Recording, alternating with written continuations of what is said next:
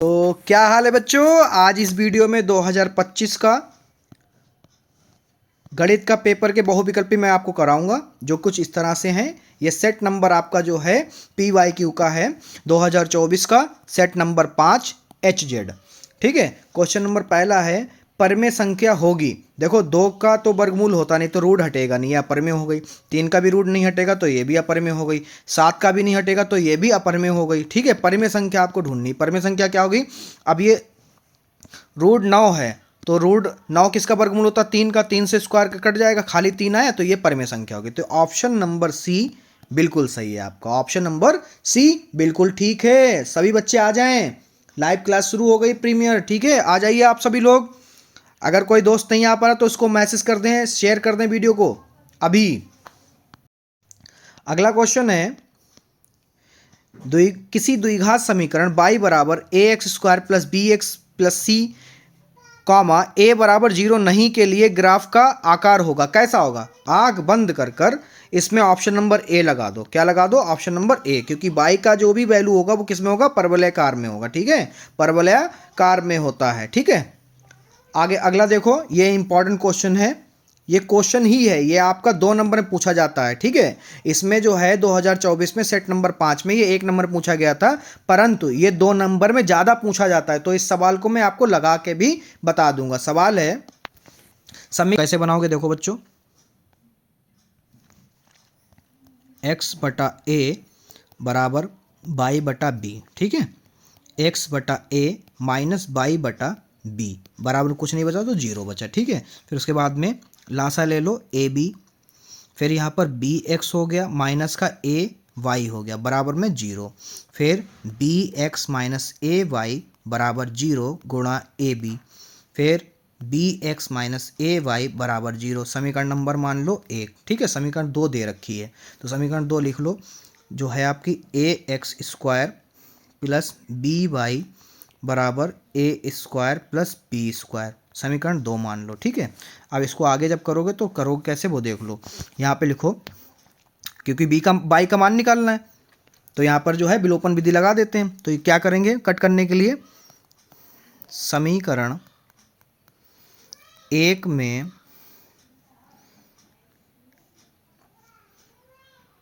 b से गुणा बा,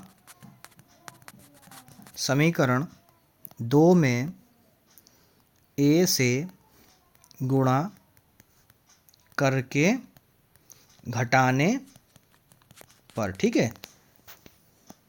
आप कैसे करोगे? तो समीकरण 1 जो है उसमें किससे गुणा करनी है? b से। समीकरण 2 में a से करनी है। अब करके बताते हैं। तो ये हो गया b² x minus a b by बराबर में 0। समीकरण 1 में गुणा करा दी, अब समीकरण 2 में करा दो तो a का स्क्वायर हो गया, x² है ही। देखो यहाँ पे मिस्टेक हुआ ना। देखो बच्चों क्या मिस्टेक हुआ? देखो यहाँ पर x² नहीं है तो यहाँ से x² हटाओ, यहाँ से भी हटा लो। फिर प्लस ए बी बाई बराबर a³ प्लस b² a। ठीक है, ये हो गई गुणा। अब यहाँ पर देखो घटाना नहीं है क्योंकि चिन्ह विपरीत है तो क्या करा जाता है? जोड़ा जाता है। क्या करो? जोड़ने पर। ठीक है। तो यहाँ पर जोड़ने चिन्ह नहीं बदलते, कट कर दो, ये कट गया। क्या बचा? a² x plus b² x बराबर a³ प्लस ab²। यहाँ से क्या करो? x कॉमन कर लो। ठीक है। तो यहाँ से x कॉमन क्या बचा? a² प्लस b² बचा। इधर a कॉमन कर लो, इधर बचा a² प्लस b²। ठीक है। अब क्या करना है? x इधर रखो, a² प्लस b² बटे में a² प्लस b²। ये तो गया कट। क्या बचा? x का जो मान आया वो क्या आया? a। अब किसी भी समीकरण में जाकर x का मान रख दो। तो यहाँ पर क्या लिखो? यहाँ पे लिखो समीकरण 1 में x बराबर a रखने पर। ठीक है। समीकरण 1 तो पता ही है आपको, bx माइनस ए वाई बराबर 0। रख दो भैया x की जगह पे, तो b गुणा a माइनस ए वाई बराबर 0। ठीक है। तो ये हो गया a b minus a y बराबर 0। ठीक है। किसका निकालना है? बाई का निकालना है, ठीक है। तो ए बी बराबर ए वाई, ए से ए कट गया तो बी बराबर क्या आ गया? वाई। अब चाहे बी बराबर बाई लिख लो, चाहे बाई बराबर बी लिख लो, तो बाई का मान आया बी। देखो कौन सा ऑप्शन सही हो गया? ऑप्शन नंबर सी बिल्कुल सही हो गया, ठीक है। इस तरह से ये क्वेश्चन मैंने आपको लगवा दिया है, क्योंकि ये क्वेश्चन आपका 2 नंबर में और 6 नंबर में भी मैंने कई बार अनसॉल्व में देखा है, ठीक है। तो इसलिए मैंने लगवा दिया इस क्वेश्चन को, चाहता तो एक ही बार में ऑप्शन बताता हूँ, चला जाता, ठीक है। तो चलते हैं अगले क्वेश्चन पे। अगला क्वेश्चन है आपका, यदि समीकरण x square minus 4x plus b a बराबर 0 है तो कोई वास्तविक मूल नहीं है तो क्या होगा? अगर इस समीकरण का कोई वास्तविक मूल नहीं है तो क्या ए का मान होगा, ये पूछ रहा है, ठीक है। तो कैसे इसको निकालोगे? तो आपको मैं बता दूं कि डी जो है बड़ा होता है 0 से, कब? जब कोई वास्तविक मूल ना हो, वास्तविक मूल नहीं है तो ये स्थिति बनती है, ठीक है। अब डी का तो सूत्र पता है आपको, डी का सूत्र होता है बी स्क्वायर माइनस 4ac, ठीक है। ऐसे लगा लो, अब बराबर तो लगाओ नहीं, ग्रेटर देन लगाओगे, ठीक है, वो ऐसे लगेगा। तो यहाँ पर बी का मान क्या है? माइनस का 4 समीकरण से, -4a है आपका 1 और c है a 0, ठीक है। अब इसे हल कर लो, 4 चक्कू 16 माइनस 4a ग्रेटर देन 0, ठीक है, माइनस a ग्रेटर देन 0, और ये माइनस का है, प्लस का उधर जाएगा, माइनस का हो जाएगा 16, ठीक है। तो माइनस से माइनस कट गया, 4 एकम 4, 4 चक्कू 16, तो a बराबर जो है ग्रेटर देन 4 आ गया। a का मान जो है 4 से बड़ा होगा, तो ऑप्शन नंबर बी बिल्कुल सही है, ऑप्शन नंबर बी बिल्कुल सही है, ठीक है। अगला देख लो आप, क्वेश्चन नंबर 5 पढ़िए, फिर बताते हैं आपको। पढ़ लो भैया, सुखवारी छोड़ दो, अगर 20 दिन भी पढ़ाई नहीं करोगे तो फिर करोगे कब? अभी कर लो, बाद में नहीं आएगा। एक बार लिख गया ना फेल, तो फिर लिख जाएगा, फिर दूसरी साल बर्बाद करना पड़ेगा। क्वेश्चन नंबर 5, अनुक्रम दे रखा है √2, 2√2, 3√2 का 10वां पद होगा। इसको लगाने की सबसे सिंपल ट्रिक, समांतर श्रेणी वाला, a बराबर जो है √2 है, d बराबर हम निकाल लो दूसरे पद में से पहले पद को घटाकर, खाली √2 बचेगा, और 10वां पद निकालना है, यानी a10 निकालना है, a10 निकालना है, तो a + 9d, a हो गया √2 गुणे 9 √2, तो ये हो जाएगा आपका, देखो यहाँ पर प्लस है, क्या है? प्लस, तो 9 और 1 10 √2, ठीक है। अब इस तरह से तो कोई ऑप्शन है नहीं, अंडर में है, तो आपको पता है कि अगर √10 का क्या होता है, 10 दशामन 100 गुणे 2, तो कितना हो गया? √200, कितना हो गया? 200। तो जिस ऑप्शन में आपका √200 हो वो बिल्कुल सही है, तो ऑप्शन नंबर सी बिल्कुल सही है, ऑप्शन नंबर सी बिल्कुल सही है। अगला है, निम्नलिखित सारणी का माध्य होगा। अब फिर सवाल लगाना पड़ेगा, ठीक है, इसको लगा लेते हैं अभी।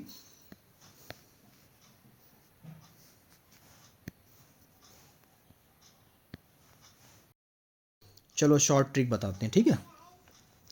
एक्स कैसे निकालोगे? आपको पता है एक्स कैसे निकलेगा, इसका एक्स निकलेगा इसका आधा, 5 का आधा क्या होगा?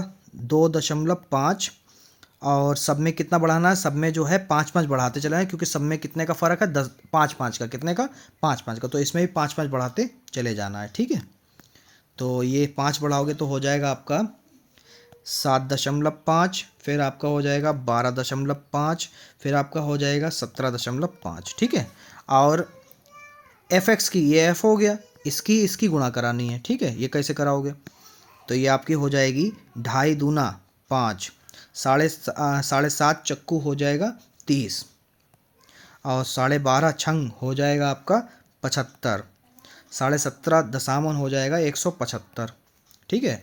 तो सिग्मा एफ जो है वो आपको इसको प्लस करने पर, इस वाली लाइन को प्लस करने पर जो है आपका आ रहा है 22, और सिग्मा एफ एक्स, मतलब ये एफ एक्स था, इसको प्लस करने पर जो है आपका आ जाएगा 285। अब जो है फार्मूला होता है माध्य बराबर F x sigma F x बटे सिग्मा एफ, तो ये हो गया 285 है बच्चों, 285। तो यहाँ पे लिख लो 285 बटे 22, इसको कट करोगे तो आपका आ जाएगा 12.95। तो आंसर क्या हो गया? 12.95। जिस ऑप्शन में हो आंख बंद करके लगा दो।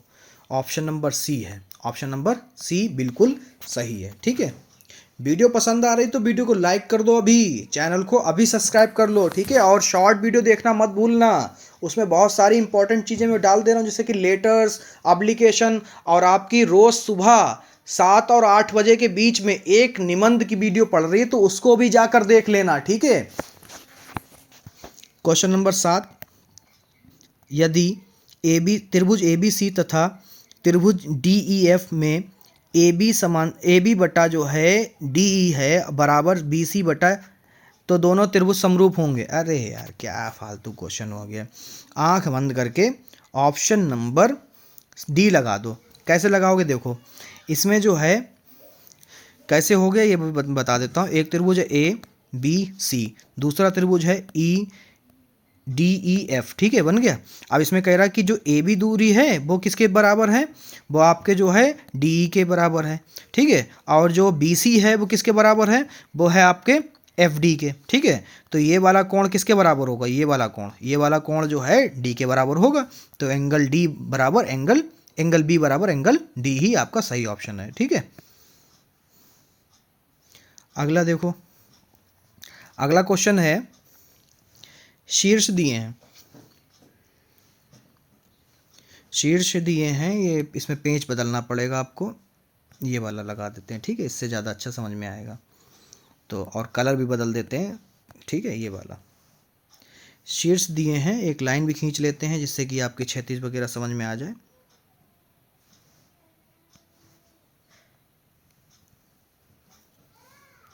ये लाइन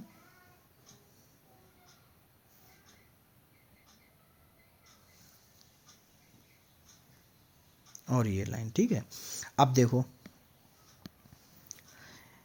पहला शीर्ष जो है वो है 0,4। क्या है, 0,4। तो 0,4 यानी x जो है 0 है, ये x वाली लाइन है, ये y वाली लाइन है। ठीक है, x जो है 0 है और 4 जो है y है। तो ये हो गया 1, ये हो गया 2, ये हो गया 3 और ये हो गया 4। तो ये 0, तो 0 से ऊपर 4 तक ये पॉइंट रहा। ठीक है, तो ये हो गया 0,4। फिर 0,0 दूसरा पॉइंट ये रहा 0,0।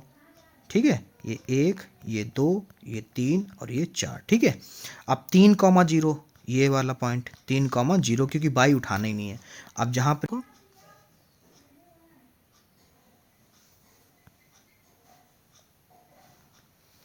कुछ इस तरह से। ठीक है, अब इनके नाम दे देते हैं।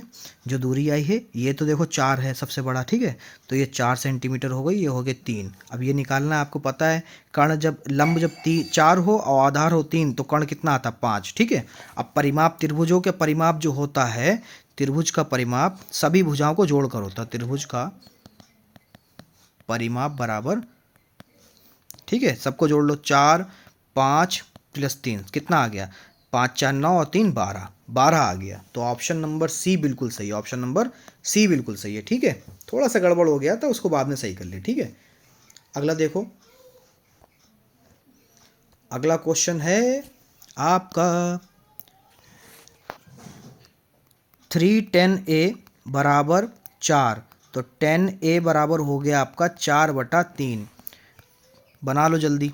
ए बी सी, लंब जो है 4 हो गया, आधार जो है 3 हो गया। ये आपको पता कर्ण कितना आएगा 5। ठीक है, क्योंकि 4 और 3 जब भी हो तो कर्ण हमेशा 5 रहता है।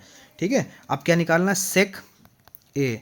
सेक ए जो होता है वो होता है 1/cos, और cos का उल्टा, cos क्या होता है, cos होता है आपका आधार बटे कर्ण, उसका उल्टा करो तो कर्ण ऊपर चला जाएगा, आधार नीचे आ जाएगा। मान देख लो 5/3, 5/3, 5/3। ऑप्शन नंबर डी बिल्कुल सही। ऑप्शन नंबर डी बिल्कुल सही। ठीक है, अगला देखो क्वेश्चन, जल्दी जल्दी करते हैं, टाइम नहीं बर्बाद करते क्योंकि आपको और भी क्लासेस लेनी होंगी। ठीक है, तो आगे देखो, अगला क्वेश्चन है 10वां,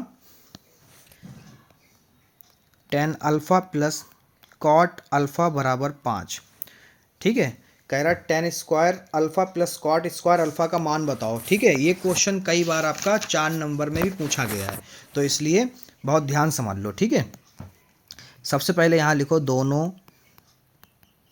पक्षों का वर्ग करने पर। ठीक है, कर दिया, अभी कहाँ करा, अब करेंगे। ये हो गया, ठीक है। कर दो भैया, ये ए प्लस बी का होल स्क्वायर हो गया, तो a square plus b square plus 2 b बराबर 5×25। तो 10 square alpha plus cot square alpha, यही मान निकालना, तो इसको साइड में रोक लो। ये 25 ये प्लस है, उधर गया माइनस का हो जाएगा 2 10 अल्फ़ा इंटू कॉट अल्फ़ा। तो 23 आएगा, कैसे आएगा वो देख लो, -2 × 10 अल्फ़ा, और कॉट को आप लिख सकते हो 1/10 अल्फ़ा। तो 10 से 10 कट गया, तो 25 - 2 कितना आ गया, 23। आँख बंद कर 23 जहाँ है वहाँ लगा दो। ऑप्शन नंबर सी बिल्कुल सही, ऑप्शन नंबर सी बिल्कुल ही सही है, ठीक है।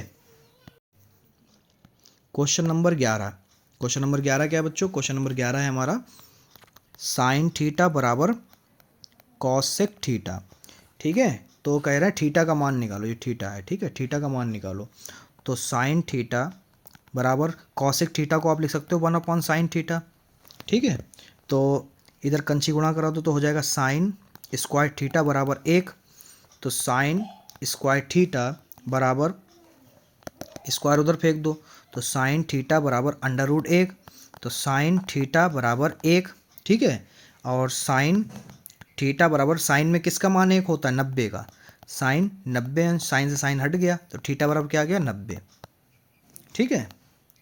तो 90 को आप पाई में कैसे लिख सकते हो, आप पाई में लिख सकते हो π/2। कितना लिख सकते हो, π/2। तो ये हो गया आपका ऑप्शन नंबर सी बिल्कुल सही, ऑप्शन नंबर सी बिल्कुल सही, ठीक है। आगे देखो, ये भी आपका 4 नंबर वाला सवाल है, ठीक है। आपका बहुविकल्पी में भी आ गया, ठीक है। तो ये कैसे लगाओगे देख लो, ये करोगे sine theta minus cos theta बराबर 0।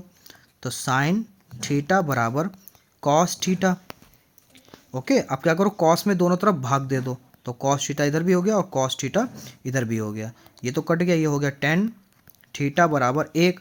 और 10 में 1 कब होता है, 45 में, तो tan थीटा बराबर हो गया tan 45, ठीक है। अब 10 से 10 छूट गया, तो क्या आ गया, थीटा बराबर 45 अंश, ठीक है।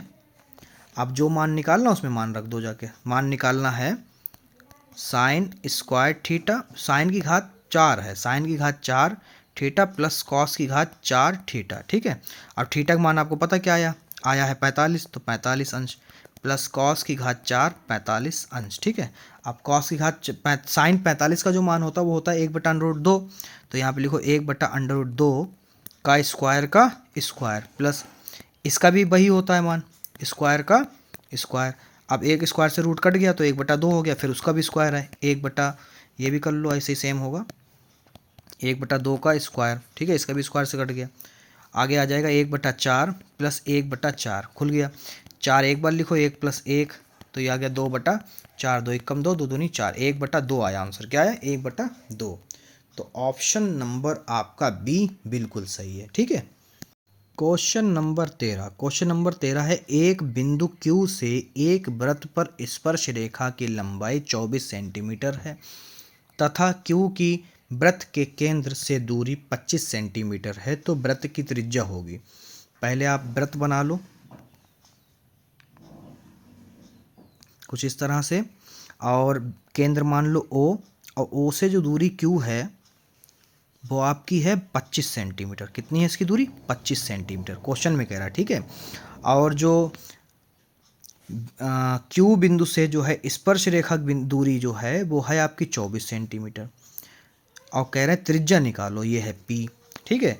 तो ये हो गया 90, ये सामने वाला हो गया कर्ण, और ये हो गया आधार, ये हो गया कर्ण, ठीक है। पाइथागोरस लगा दो डायरेक्ट, तो हो गया कर्ण का स्क्वायर आधार का स्क्वायर प्लस आपका लंब का स्क्वायर, तो लंब मतलब त्रिज्या, ठीक है। 25 का स्क्वायर होगा 625 बराबर 24 का होगा 576 बराबर प्लस PQ मतलब त्रिज्या 625 - 576 बराबर PO का स्क्वायर।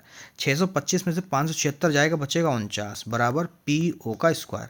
अब 49 किसका वर्ग हो गया, 7 का, तो PO स्क्वायर, स्क्वायर से स्क्वायर कट गया, तो त्रिज्या कितनी आ गई 7 सेंटीमीटर, कितनी आ गई 7 सेंटीमीटर बच्चों, ठीक है। इस तरह से ऐसे क्वेश्चन आप लगाएंगे। तो ऑप्शन नंबर ए बिल्कुल सही। ठीक है, क्वेश्चन नंबर 14 देख लो। यदि एक बिंदु P से के O केंद्र वाले किसी वृत्त पर PA PB स्पर्श रेखाएं परस्पर 80 कोण पर झुकी हों तो एंगल POA होगा। सबसे पहले चित्र बना लो एक। ठीक है, ये बन गया वृत्त। ठीक है, इस पे जो एक बिंदु है यहाँ पर, उसके केंद्र से दूरी जो है वो O है, O है केंद्र, और ये बिंदु मान लो P। इसकी जो स्पर्श रेखा है उसे मान लो A, इसकी जो स्पर्श रेखा है वो है B।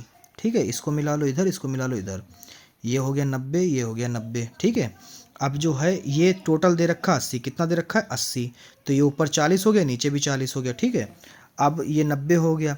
अब कह रहे हैं तो इस ये वाला बताना है, केंद्र का एंगल बताना है जिसका नाम है एंगल POA। ठीक है, एंगल POA। ठीक है, ये वाला ओ वाला कैसे निकालोगे, देखो बहुत सिंपल है। क्या करो, ये 90 है, दो एंगल हमें पता है, 40 plus 90 plus O angle O बराबर 180। तो 40 और 90 हो गया 130 प्लस एंगल O बराबर 180, तो एंगल O बराबर 180 माइनस 130। ठीक है, अब यहाँ से घटाओगे, एंगल O बराबर आ गया आपका 50 अंश। कितना आ गया 50 अंश। तो जो वृत्त पे कोण बनेगा केंद्र पे वो होगा 50 अंश का। कितने का 50 अंश का। ऑप्शन नंबर बी आंख बंद करके लगा दो। ठीक है, ये 130 है। आगे देखते हैं, अगला है क्वेश्चन 15वां। आर त्रिज्या वाले वृत्त के उस त्रिज्यखंड का क्षेत्रफल बताओ जिसका कोण थीटा होगा। आंख बंद करके देखो, वृत्त पूछ रहा। वृत्त क्या क्या होता है, वृत्त की परिधि जो होती है 2 पाई आर होती है, और थीटा बराबर है तो 360 गुणे 2 पाई आर। जहां दिख रहा हो लगा दो। ऑप्शन नंबर डी बिल्कुल सही है, ऑप्शन नंबर डी बिल्कुल सही है। ठीक है, अगला देखो बच्चों, क्वेश्चन नंबर 16। एक ठोस पाइप का व्यास 4 सेंटीमीटर है तथा उसकी लंबाई 20 सेंटीमीटर है। पाइप में प्रयुक्त धातु का आयतन होगा, कितना होगा। आंख बंद करके जब भी कोई ऐसा क्वेश्चन आए खट से जो है गुणा करा देना।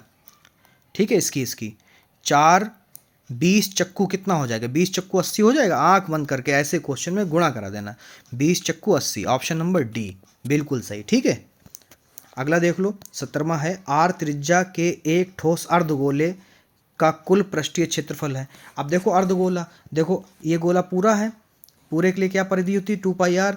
तो इसमें देखो वृत्त कितना है पाई आर स्क्वायर। ठीक है, 2 पाई आर स्क्वायर हो जाएगा, और फिर उसमें आधा वो भी है, ये होगा ना कुछ इस तरह से। ये ऊपर वृत्त भी है, तो 2 pi r square plus pi r square, तो हो गया 3 पाई आर स्क्वायर। जहाँ पर दिख रहा हो लगा दो। ऑप्शन नंबर सी बिल्कुल सही। ठीक है, क्वेश्चन नंबर 18 देख लो, माध्यक वर्ग निकालना है। देखो बच्चों, क्वेश्चन नंबर 18 जो उसमें माध्यक वर्ग कह रहा है। माध्यक वर्ग में आपको पता है क्या होता है, माध्यक वर्ग में संचयी बारंबारता यानी CF निकाला जाता है। क्या निकाला जाता है, CF निकल गया, समझ लो निकल गया सब। तो पहला जो है 2 है, 2 में 8 जोड़ोगे हो जाएगा 10, 10 में 12 जोड़ोगे हो जाएगा 22, 22 में अगर 18 आप जोड़ोगे तो हो जाएगा 40, और 40 में 10 जोड़ोगे तो हो जाएगा 50। ठीक है, तो अंतिम वाला क्या है CF 50, तो 50 का आधा कितना होगा 25। तो 25 से ठीक बड़ा, 25 से ठीक बड़ा बारंबारता CF में 25 से ठीक बड़ा है आपका 40। क्या है बड़ा 40, कितना 40। और 40 देखो कितने स्थान पे आ रहा, 1 2 3 4 चौथे पे, 1 2 3 4 चौथे पे 18, यानी 30 से 40। क्या आंसर आ गया 30 से 40। ऑप्शन नंबर सी बिल्कुल सही, ऑप्शन नंबर सी बिल्कुल सही। क्वेश्चन नंबर 19, क्वेश्चन नंबर 19 है, एक बारंबारता सारणी का माध्य कितना है बच्चों, यहाँ पे लिख लो। माध्य जो है 30 है, और माध्यक जो है वो है आपका 35। बहुलक निकालना है, क्या निकालना है बहुलक। तो बहुलक का सूत्र लगा दो, बहुलक बराबर 3 माध्यक घटा 2 माध्य। ठीक है, 3 माध्यक मतलब 3 गुणा 35 माइनस 2 गुणा 30, तो 35 तियाँ हो गया आपका 105, और 30 दूना हो गया 60। 105 में से 60 गया तो बचा 45। जहाँ दिख रहा हो लगा दो ऑप्शन में 45। ऑप्शन नंबर बी बिल्कुल सही है। ठीक है, क्वेश्चन नंबर 20, क्वेश्चन नंबर 20 क्या है देखो, यदि एक घटना निश्चित रूप से घटती है तो उसकी प्रायिकता क्या होगी। देखो अनिश्चित प्लस निश्चित जब होता है तो उसकी प्रायिकता हमेशा 1 होती है, ठीक है। ये सूत्र आपने कक्षा 10 में पढ़ा होगा, आप ही प्रायिकता आपने पढ़ी होगी, उसमें लिखा होगा निश्चित प्लस अनिश्चित, मतलब ऐसे लिखा होगा निश्चित प्लस अनिश्चित का सूत्र होगा बराबर 1 होगा, ठीक है। तो इसमें जब भी देखो अब घटना निश्चित है तो निश्चित जब है तो अनिश्चित क्या हो गया, 0 हो गई, क्योंकि वो निश्चित ही है। तो यहाँ पर P बराबर क्या आ गया, आपका प्रायिकता आ गई 1। कितना आ गया, 1। तो आंख बंद करके ऑप्शन नंबर डी ऐसे सवालों में लगा देना, ठीक है। अगर वीडियो पसंद आए तो वीडियो को लाइक करें, चैनल को अभी सब्सक्राइब कर लें और शॉर्ट वीडियो देखना मत भूलिएगा। लॉन्ग वीडियो में आपको सुबह पर डे सुबह एक जो है निबंध आपका हिंदी का आ रहा है, सेंट्रल आइडिया भी आने वाले हैं। मुझे उम्मीद है आप वो सब वीडियो देखेंगे और आपको मज़ा आएगा, ठीक है। तो मिलते हैं बहुत जल्द अगली वीडियो में।